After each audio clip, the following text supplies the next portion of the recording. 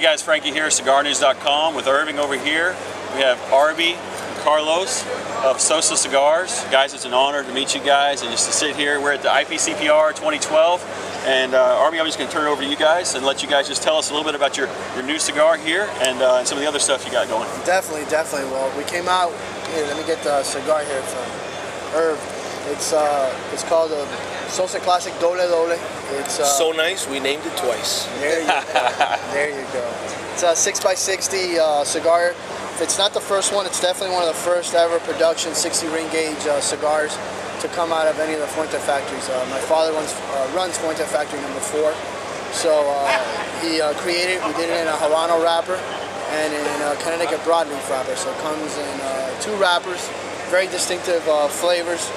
Normally I'm not a 60 ring gauge smoker, but I've been enjoying this one a lot.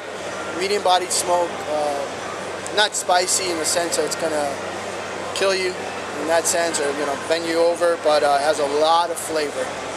Draws well, nice even burn, really enjoyable cigar that you can enjoy for it's about a 2-hour smoke, so it takes a little time to smoke, but it's really good. And the other one we have, it's the Underground, which I'm smoking. We brought it out last year, but it's really starting to come around. It only has 3 sizes. It's very limited. We make about 2,000 cigars a month. One roller.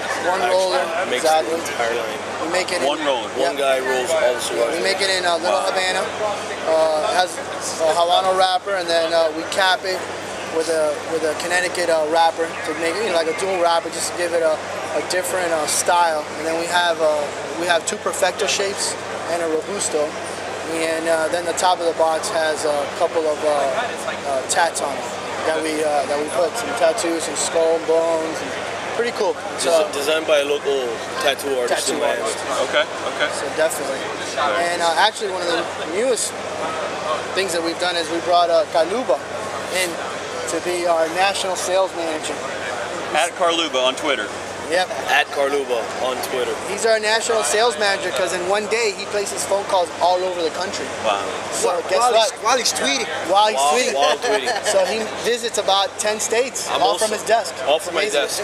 Around the world, 10 minutes. Yes. So it's our inside joke. I'm also the international sales rep, and as a matter of fact, I'm the sales rep for the entire galaxy because I'm the only one. So I'm the universal cigar. He's the only in-house guy. And my other right-hand person that I have, she's not here right now because she's taking a rest because she's 6 months pregnant, is my wife.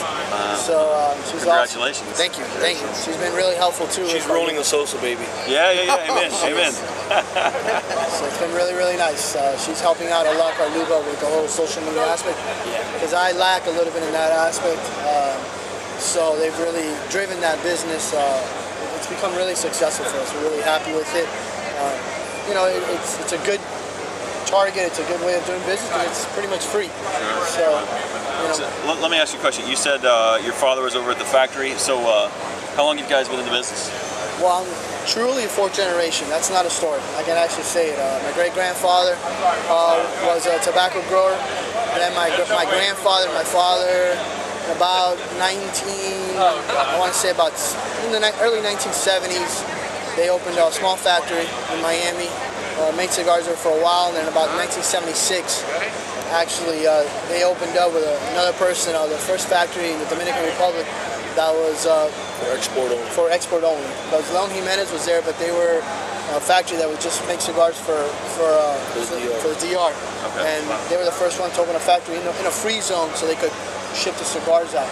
They're first to open a factory with the whole intent was to ship cigars back to the States. Right, and hit the U.S. market. And then my brother and me. Producing the DR. And my brother and me got into the business in the mid-90s. Okay. So we're a 4th generation industry.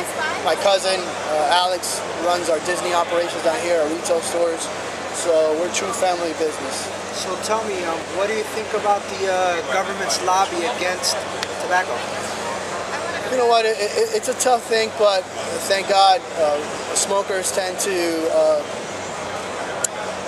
go, Persevere? They persevere, yeah. They don't worry about it so much. They understand that this is a hobby.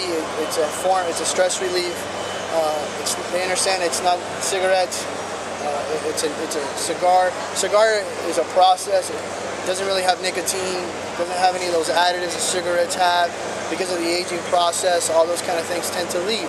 That's why it's not a habitual thing. That's why you can enjoy a cigar. You don't need to smoke 13 cigars in one day. So they tend to. Today doesn't count. Yeah, today doesn't count. And the CR has been really helpful with us.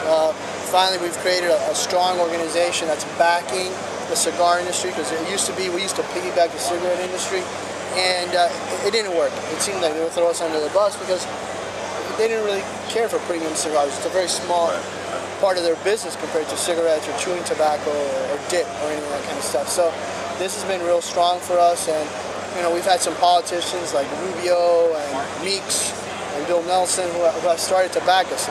And if you notice, it's Republicans and Democrats. So that's been really strong. So we're really happy with that. We think it's really okay. It's really nice that the cigar industry as a whole kind of came together in the form of the CRA for a common goal, to lobby the government and have their legislation be as fair as possible and not completely kill the industry. And it's something that's been going on forever. We've always been fighting the federal government, and I think consumers, the people are just getting tired of it. But they see, more restrictions coming along, more restrictions, not just in cigars, in everything, fast foods, your drink, ridiculous restrictions. Hey, what did Mayor Bloomberg come out with now? That they don't want him to use baby formula in the hospitals now. They want the mothers, so they're hiding the baby formula, locking. It's ridiculous. It's getting to the point. People are just getting tired of it, and they're going to rebel like we always do. So I'm not too worried about it in the long run. I think we're going to persevere. We're going to be okay. So what are you guys going to be coming out with towards the future? Towards the future, we don't really have a Connecticut wrapped cigar that comes out of the Dominican Republic. We used to have it some years ago. We stopped making it, and it's Kaluba Mayatag. We talk about bullets that we have, projects that we have. We tend to not like to come out with too many things all at once. We like to slowly save our bullets. Yeah. Save our ammo. Develop a project, see how it happens, see if it works, and then go from there. We want to add. We don't want to be just adding a brand or adding an extension, having it for 2-3 years, having to take it out, it's not selling anymore, coming out with something new. We don't want to have that. We want longevity in the projects that we make. So that's something that we're going to come out with soon. We're even thinking about names, so we think it's that's going to be our next bowl. It's going to be a Connecticut wrap cigar. We've had some blends, we've tried it, we enjoy it, but it's still in the works. Still in the works. Awesome. I'll tell you what, tell us your website. What's your website? Our website is AntillianCigars.com. AntillianCigars.com, and then we can find you on Twitter at Sosa Family Cigars. Twitter is at Sosa Cigars. At Sosa Cigars. On Facebook, we are facebook.com/Sosa Family Cigars, and you can also find us on SosaCigars.com. Okay. So before we wrap up, what do you think about CigarNews.com and what we're about? I think it's CNN. CNN. I think it's fantastic. I think you guys are doing a great job. You're hitting a customer base that wouldn't really even see us, because they're probably a younger crowd. They're not really magazine driven anymore. It's not print. They want to see things on the internet. They want to see things on the computer, and they want to see things now. Yeah, you guys can now put this out now. I definitely see CNN just being that medium between the manufacturer and the consumer. And the retailer too, to a certain extent. It's a more interactive way to engage the whole industry. Live from the belly of the beast, ground zero of the cigar industry. CNN, Sosa Cigars, signing off. Thanks, guys. Later, guys.